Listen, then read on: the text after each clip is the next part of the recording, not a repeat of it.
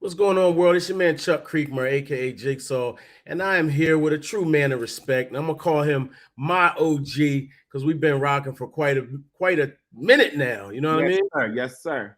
You know the incomparable Ice T, Ice What's T. up? What's up, Ice Jigsaw? What's the T. business? What's up? It's good to see you, man. As always. Yes, sir. Yeah. So, I'm gonna jump right into it. I know you're a busy man. I'm gonna jump right into it. You had this new thing, man. Mick sent us, Mick Benson, of course, the bully. The Bronx Bully. Yeah. Suge Day. We call him Right, Suge exactly. Day. But nah, seriously, it's called My Legacy Voice. Yes. And man, it's very interesting to hear you doing this. But I wanted you to just run down like what is it, and also if it applies to people in their regular lives, not megastars like yourself. We know what it is. It's like hip hop has always been part of tech. Hip hop was invented because of the mixer and the turntables for kids that didn't have instruments. So we've always been very interested in anything tech wise. Nas is involved in tech. A lot of us have, gotten involved into the tech world. So Mickey being my business partner for over 30 years, he always has people that approach him and say, hey, I got an idea for Ice-T. A lot of it sucks. A lot of it's like, nah, Ice ain't interested. Mostly Mickey's job is just telling people no, because a lot of these things are far from completion. They're long shots and they just don't ring true. So this company, My Legacy Voice, got at us and they said, we're going to clone voices. I'm like, yeah, but it's going to sound like a robot and this, that, and the third. And they go, no, no, no. We have the AI technology. We have the business. So I'm like, yeah, right. Now I know you've seen deep fakes. Have you seen deep fakes? Oh yeah. They're crazy. Yeah, well, they'll stick somebody else's face on you. They got one of me as a wrestler, and it's crazy. I'm looking at it like, how the hell did they do that? But this technology is coming whether you like it or not. So what My Legacy Voice is they can clone your voice and they can use it for different applications. You can clone it so that later on in life your kids can hear you talk. Yeah. You can clone it. So say they want me to do a voiceover for an animation or something like that. They can take the vocal clone and use it instead of you actually having to be there. Now it can't rap yet. Right. It Yeah. can't sing yet, but it talks. So I'm listening to this pitch, and I'm like, yeah. Probably still not that dope. They clone my voice, Chuck. They used my interviews in different places. They had heard me talk, and they sent back a clone of my voice. I don't know. Did you hear the clone? No, I haven't heard the clone yet. I haven't heard it yet. Mickey played himself. Well, I think what you should do in this interview is somehow input the clone. Let's people hear the clone of my voice. The clone saying supercalifragilistic. I can't even say the word written in real life. The clone is talking like me. And so I got the clone and I'm like, what? So I played it to my son. He called me a liar. They played it to Snoop. They played it to other people that know me. They like, come on, man, that's Ice. It's spot on, Chuck. It's crazy. And the technology is available now. So Right. of course, once they got me with that by cloning me, I'm like, yeah, well, I'm in it. So now what I do is you go to the recording studio and you spend about 2 hours reading different texts, like different scripts they have written for you. Right. It might sound odd what you're saying, but they're really just trying to get your vocal inflections and all that stuff. Then you'll read it again mad. Then you'll read it again happy. Then Ah, you'll read, all right, and they basically take a fingerprint of your voice, gotcha. and then it's a wrap. They Wow. got it.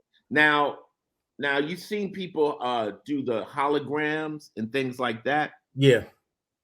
That's coming, and that technology is available. When Right. we saw Pac, we were like, word. Yeah. But so the vocal clone is coming, the deep fakes are coming, everything. And so I just got involved with the company. I said, you know what? I want to get in some action. I want to be part of this. Yeah. So that's what happened. So you a part? Are you like a co-owner? Are you, what's the depth of your involvement? I mean, I have a little equity in the company. Let's say Gotcha. that, but it's kind of like it's one of those things that it's coming whether we like it or not.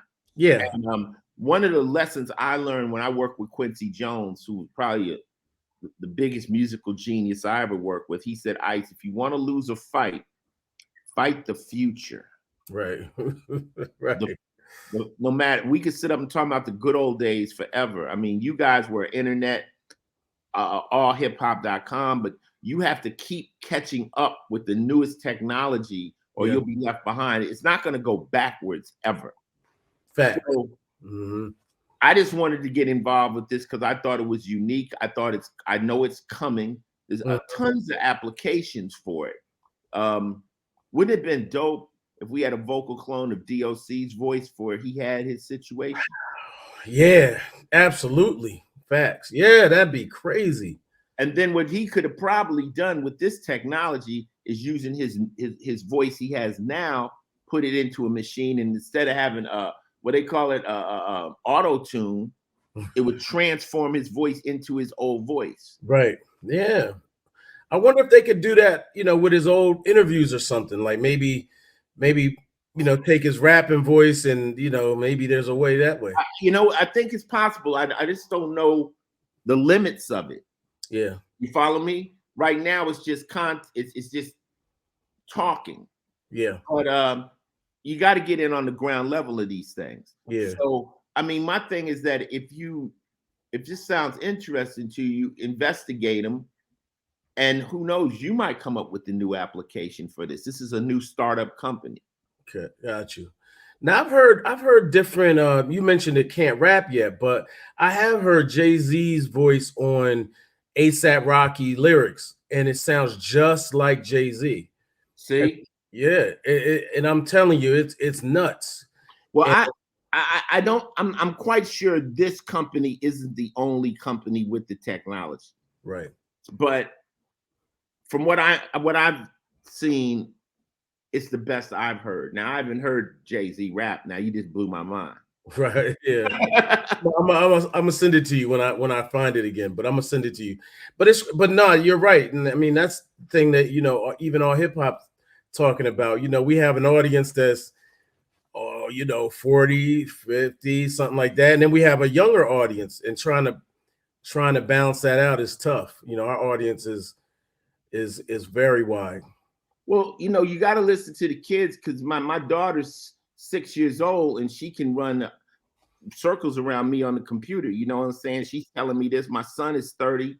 He's a streamer on Twitch. Right. And in every genre, there's a whole nother lingo. There's a whole nother understanding of how it happens here. And when you step into these new genres, if you don't understand them, you need someone to guide you through it. Yeah, definitely. Yeah. So yeah, that's what it is. It's a technology that can clone voices, and I got involved with it because they blew my mind. Okay. Cool. Now, so this is not necessary. It obviously is for when you may pass. When we are going to go. Can I have some Kool-Aid during this interview? Keep Go it going. Grape Kool-Aid. This is what Ice T drink. Kool-Aid. Nah, but it can be used before that too. Like you could do. Once you clone your voice, now it's like in a capsule. And they can use it for a lot of different things. Now, one thing I was concerned with was who had control over the voice. So this company is super secured, is locked down, and the only people that can use it have to have a key to the voice. So in other words, you could give it to your wife, give it to your kids. Okay. Say, for instance, I was on Rick and Morty, and I was in Europe, and they were doing an animated thing on me, and they wanted my voice, but I was unavailable. I could have sent the clone. Gotcha. Yeah. I could have sent the clone. Right. I could just put the words in, blah. So, of course, anything positive can be used for nefarious reasons. It would be awful because I could take your voice and have you cursing at a nigga and get you killed, right? It's like, but right. At this point, this company is securing the vocals and they're very much about the security of it. Got you. Okay. Dope. Now you have a couple other things you got going on. Medical dispensary. You got Well, not medical, recreational. oh oh see that's some bad info I got. See, so it's not medicinal, it's recreational because Jersey's changed the laws now. Yeah, what happened was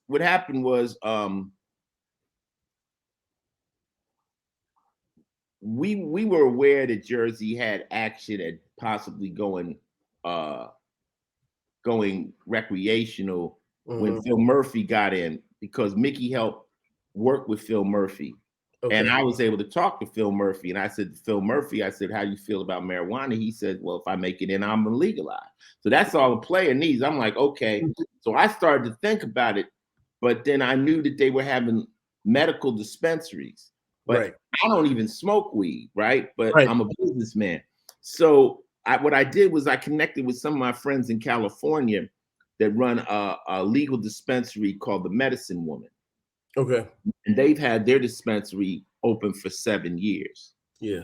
So I said, if I had action at getting a dispensary out here, would you guys mentor me? And they said, mentor you, we'll partner with you. Oh, wow. We'll actually go in half, help you, let's get the situation started, and then we'll just plug and play like McDonald's. Ours has been running for 7 years. We'll just bring the exact same format out to Jersey City. And it took 3 years to actually get approved, get the building. It costs quite a bit of money when you have to jump through all the loopholes that the city puts in your way, and just all the legalities of it. People say, oh, I'm gonna get that license. What's it called? The application. Oh, right. 300 pages. What? It's that big. Wow.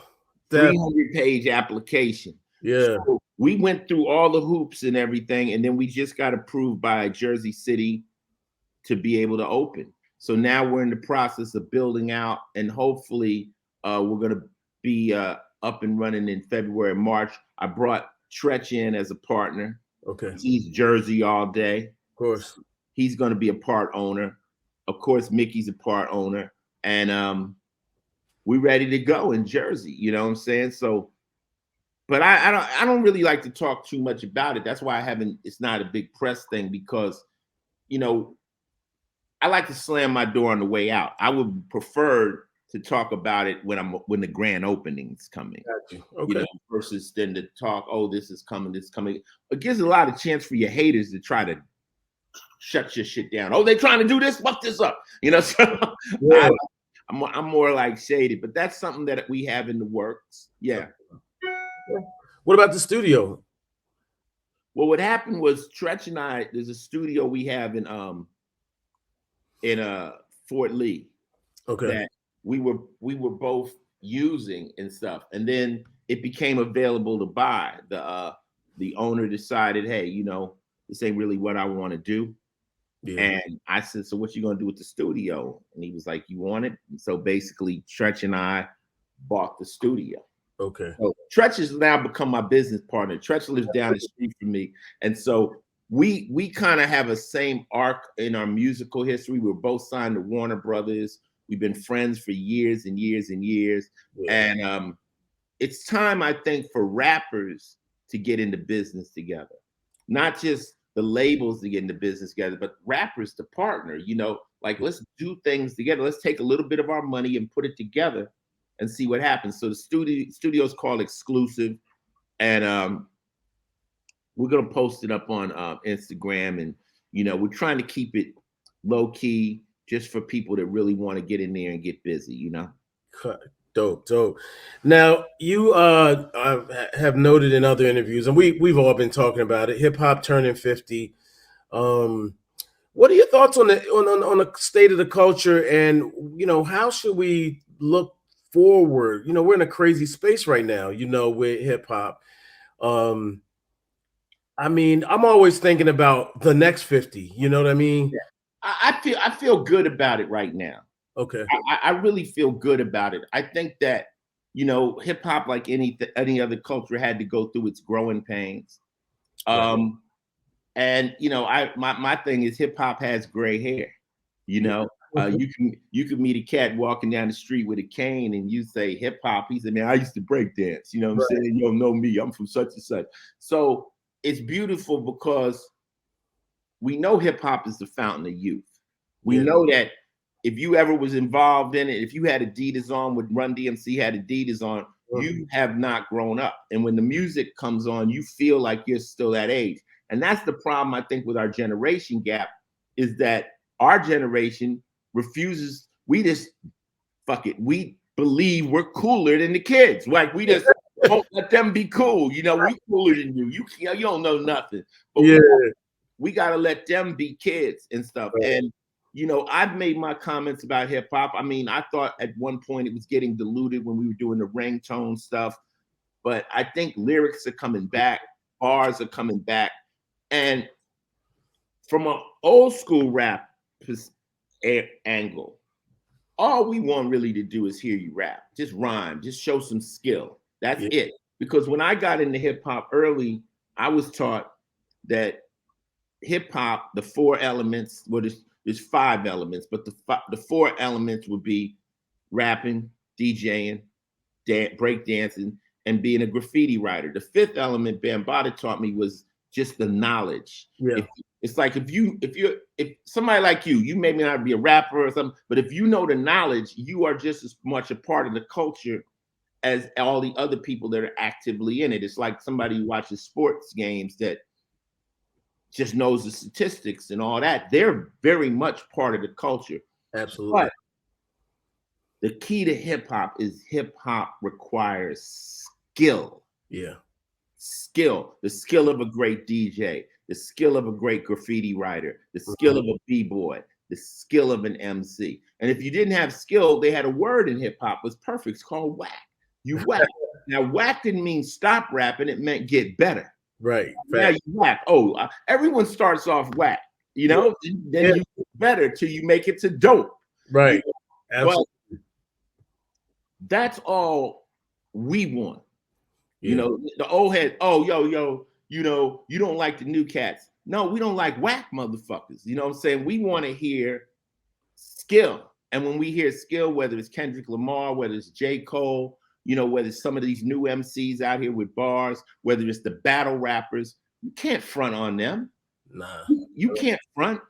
I went to a show the other night and I seen a Big Sean perform. Okay. Right? He performed up in the Apollo. He tore shit up. Yeah. Sean. Big Sean is dope. He could rap. Yeah. Ass off. Rap. Yeah. So to a rapper, think of a rapper like a horn player or a jazz musician. If they can play the horn, they're gonna respect another person that can play the horn, but they're not gonna respect a motherfucker bullshitting on it. Like, come on, man. Like, so you got to think like that. That's how MCs are. And being a rapper, we all know everybody's skill. We know, oh, that cat, like, think of it like basketball. He could slam dunk. Oh, he got handles. Okay. He, don't let him get on the 3-point line. All rappers have a different skill. Like, if you look at, I listen to somebody like the Migos. They can rap. They're rapping their ass off. They got their own style, but they rapping. Right. So when rappers getting pissed, I'm like, I don't know. I don't even. I'm never ever going to say another rapper's name again because I don't need. You know what? I learned the lesson. Only get smoke where you really want it, and I don't really need it, and it doesn't do anything for me to say it. But some rappers are just they're bullshitting, and everybody knows they bullshitting, and it's like, come on, man, come on. That's all I'm saying. You pick who I'm talking about. Yeah, you're talking about a lot of people, actually, when it comes to the rapping part of it. But the other thing is, right now we have a lot of artists that are getting signed, not based on the skills at all. It's usually based on how many followers they got, how many beefs they have, how many cases they have, maybe even how many bodies they've caught. Well, you can get signed. You can get signed. The question is, will you have a career? Right.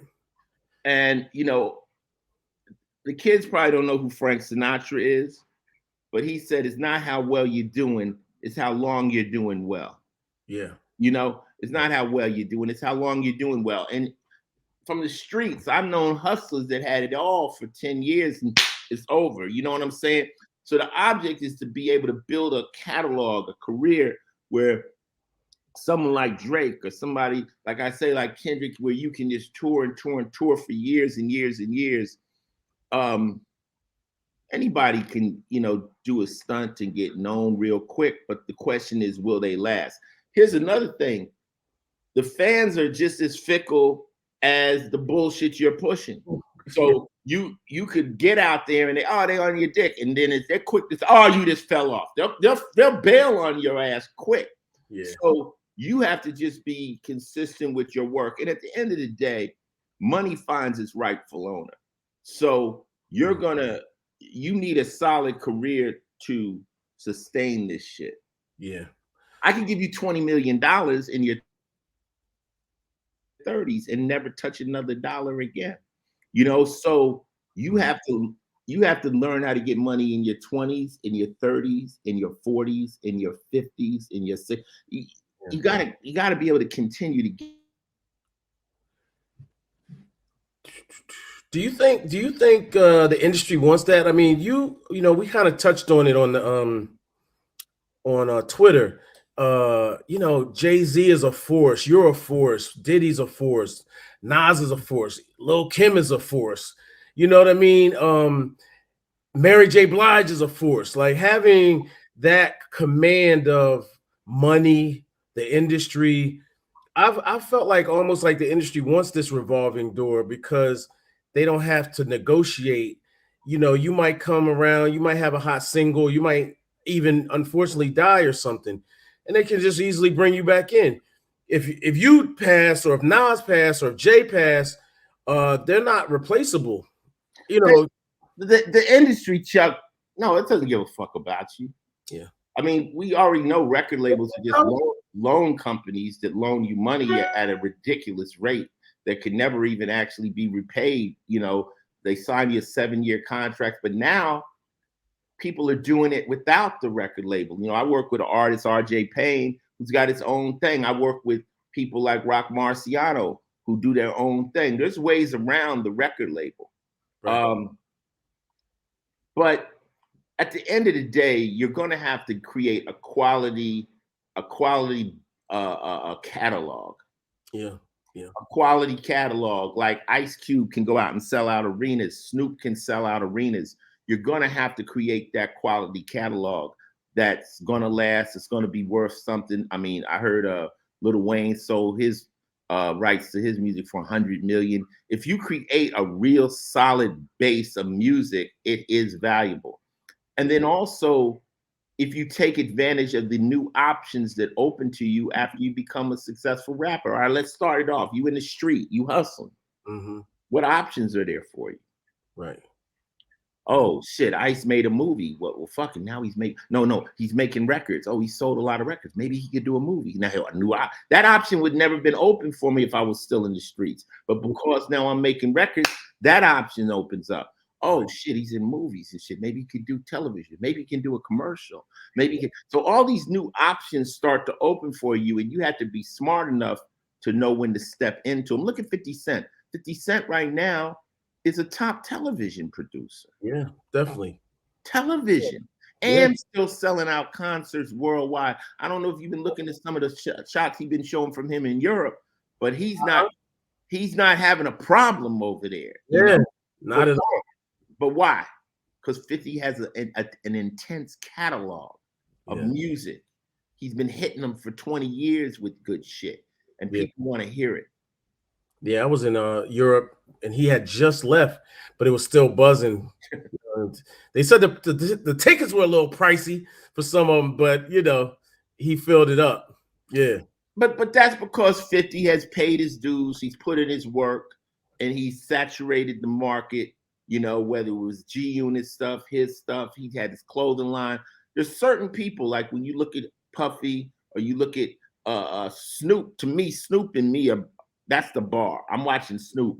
Snoop Mm. will pop out with some motherfucking soap he's selling tomorrow. Right. Maybe selling cereal or Yeah. selling pancakes, Master P selling all this kind of stuff.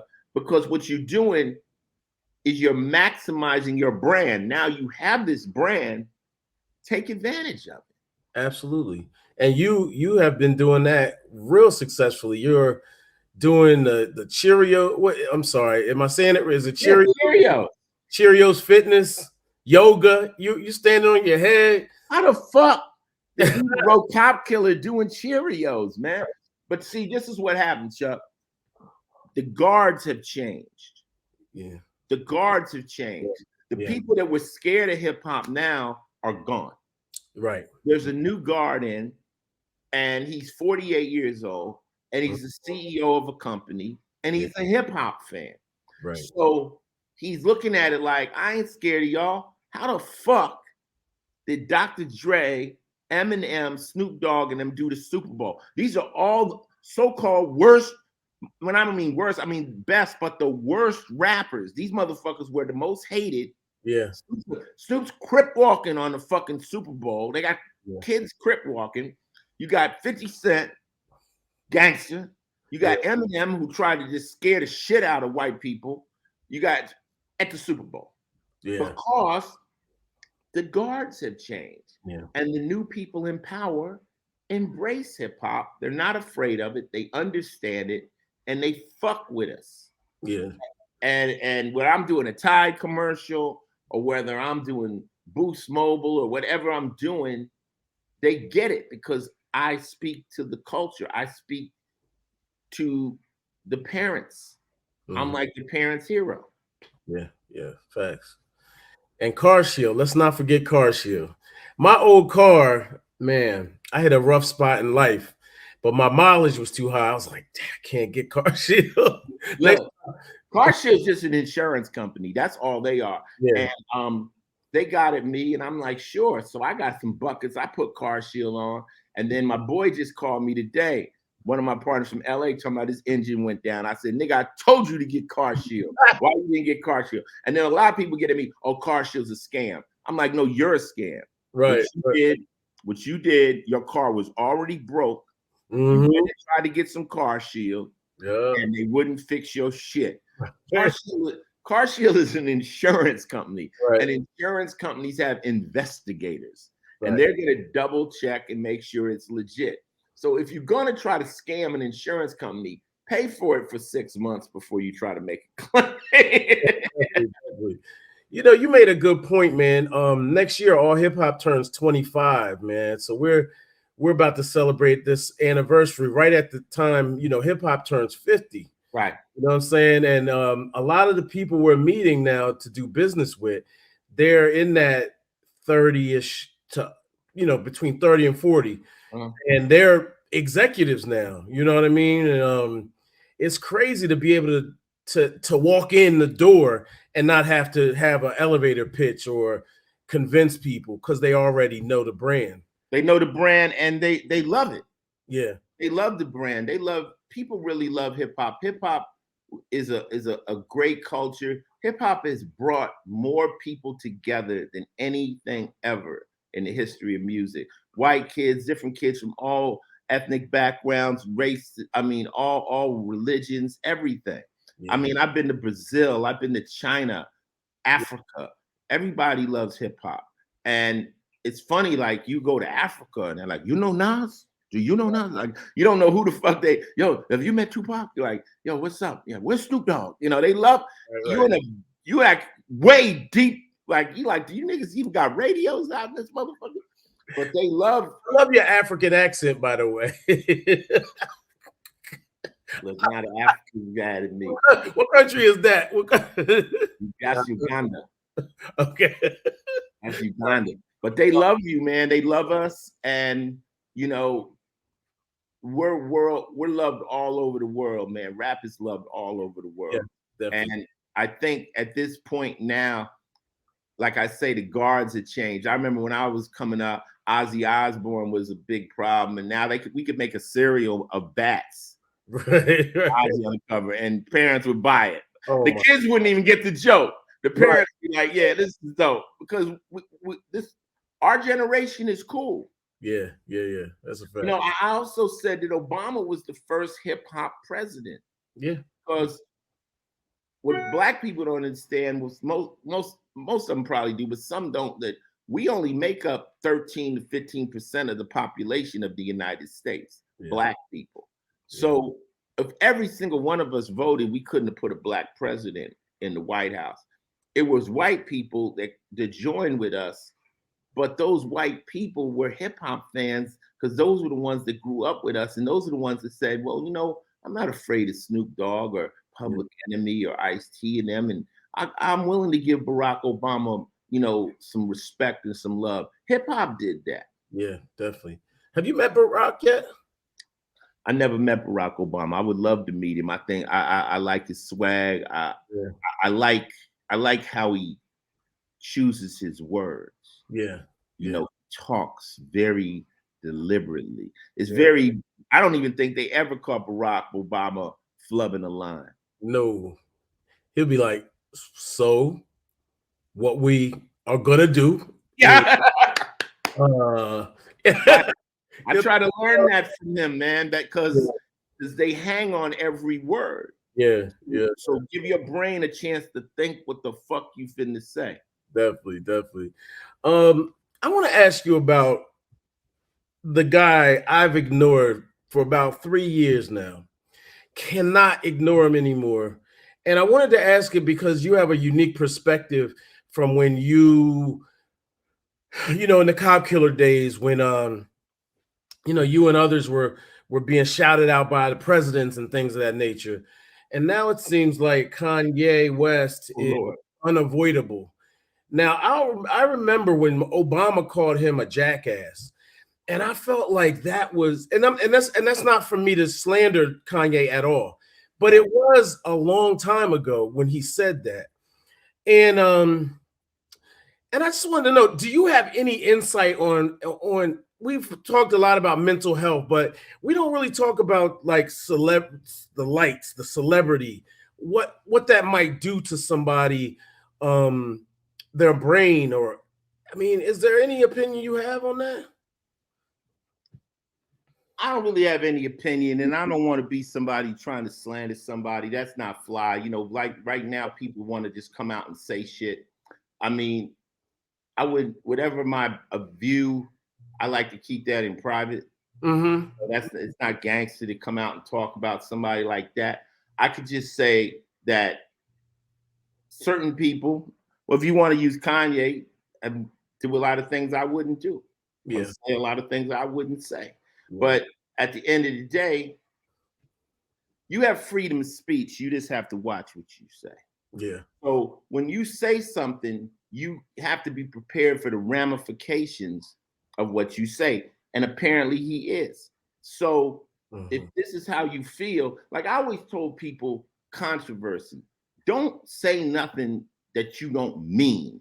Like Right. if you don't mean it, then you're not going to be ready to back that shit up when they ask you about it. Right. So don't just say something radical just to see, to get the likes. Yeah. And when they push you in the corner, like if they say, "Well, I see why you call him a bitch," I'm say, "Cause she was a bitch." And I'm gonna tell you why. I'm not talking about your mother. I'm not talking about your sister. I'm not talking about you. I'm talking about this bitch right here. You're a girl. You got a friend who's a bitch. You got a friend who's a hoe too. See? So I'm gonna be able to back up what I'm saying. So my thing is that if you choose to speak out, just be prepared for the ramifications. I'll just leave it at that. Okay. And I'm not gonna hold you, but I can't even take it to mental health and all that kind of stuff because how do you know? How do you know that this is not exactly what they want to do? I mean, I've questioned that myself. I've not been very loud about it, but I've met Kanye a number of times, and I think he's more or less consistent. Like, I mean, this is I don't see I don't see much difference now than 20 years ago. Honestly, that's my viewpoint. If you ask a nigga about Ice T, I would prefer for him to say, "Me and Ice just move different," Right. and just leave it at that. You know Yeah. what I'm saying? I'm not gonna come out and that's corny because that creates beef. And Mm, now you're talking about who needs that, man? You no, know, so that brother's gonna say what he wants to say and do what he wants to do and let the chips fall where they may. right, right. The other thing, and the last thing I want to ask you about is sort of this. How do I say this? Things have changed, obviously. You've been kind of vocal about Pac and some of his affiliations mixing energy. Let's just leave it there. Mhm, mhm. Mixing energy. And I feel like we're in a weird space right now where kids are, some kids will openly say I'm going to snitch. Some will um snitch on themselves on Instagram or something like that. You know what I mean? In that way. Um What do you think is the state of the game right now in that regard, whereby it's like big homies or OGs are now 21 or 30 years old? You know what I mean? Like it just seems like the kids don't have that street sense. Well, That's just I break it down like this for some street shit. okay, Anything illegal is supposed to be a secret. right? Period. Yeah, Um, if you don't want to snitch, don't break the law. There's right. no way they can force you to snitch if you haven't broken the law. When you snitching, it's because they have something over your head that they can leverage against you to try to get a lighter sentence. So if Yeah, you never break the law, you can never be forced to snitch.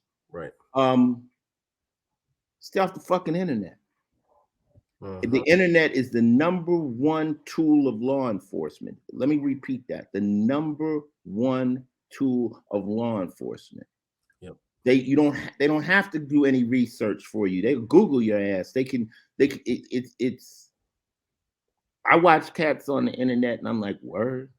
Mm-hmm. So there you go. Anything that's illegal is supposed to remain a secret. You don't tell about it, you don't talk about it, you Mm, don't tell your girl about it, you don't pillow talk about it, you don't promote it. Soon as you walk out the house and tell everybody you're a drug dealer, you done fucked up. yeah. Okay. Um, Anything you put on the internet never leaves the internet. Right. It can be used in court. Mm-hmm. And if you don't want to have to worry about snitching, don't break the law. Yeah. But once you get in the game, you asking for it. The thing of it is, Chuck, I think a lot of people, kids, they get in it. Like I remember my son was selling weed. Uh-huh. And he had a kid with him that was selling weed, a white kid. And I met the kid and I told Ice, that kid ain't cut for it. That kid just wants the clothes, the shoes and shit. He likes the theory of being a little hustler. He likes the theory, but when it gets tough, he ain't cut for it. Right. Sure enough, Wow. as soon as the cops grabbed him, he's singing like Gladys Knight and the Pips. Hold it, wait a minute, my mama. Now I'm not that guy. Yeah.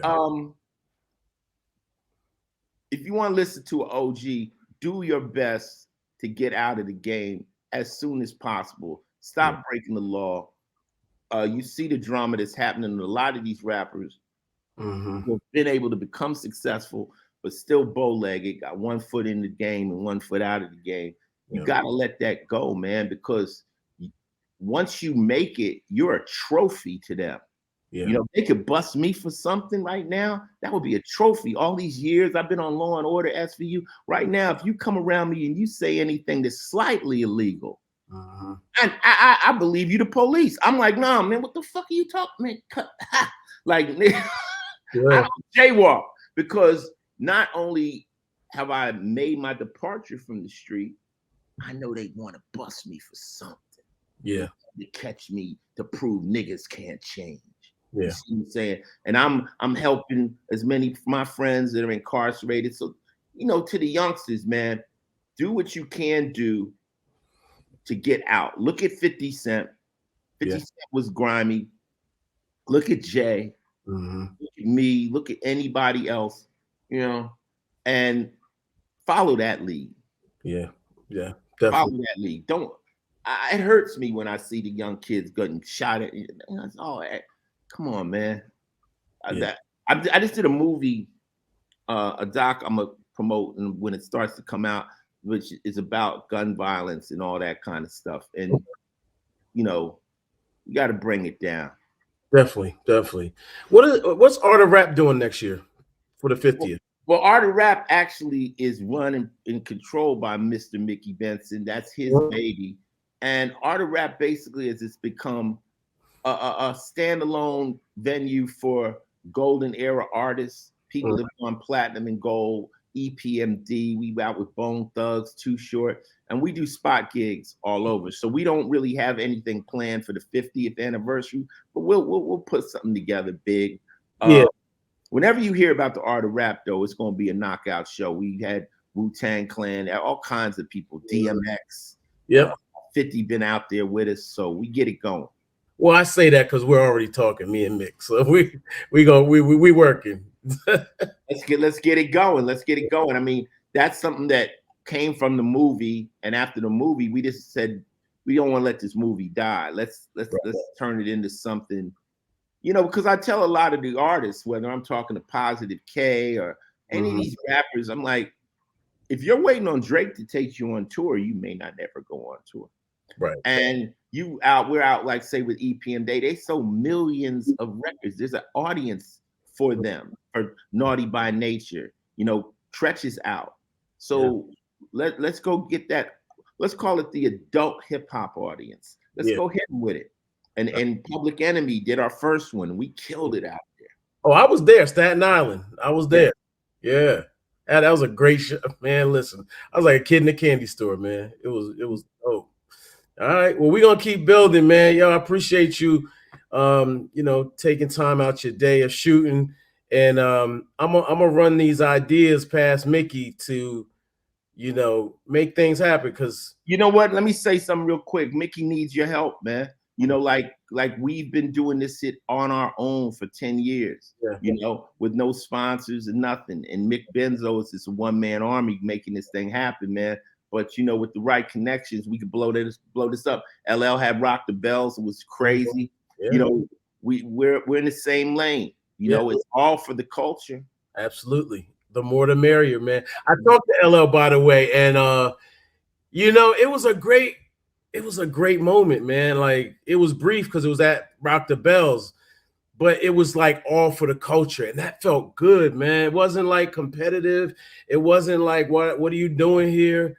It was very much about this culture, and he seems to be super passionate about that. You know what it is, though, Chuck? At the end of the day, our generation, we did our damn thing. Yeah. And this is our way of giving back. Like, let's just keep it going.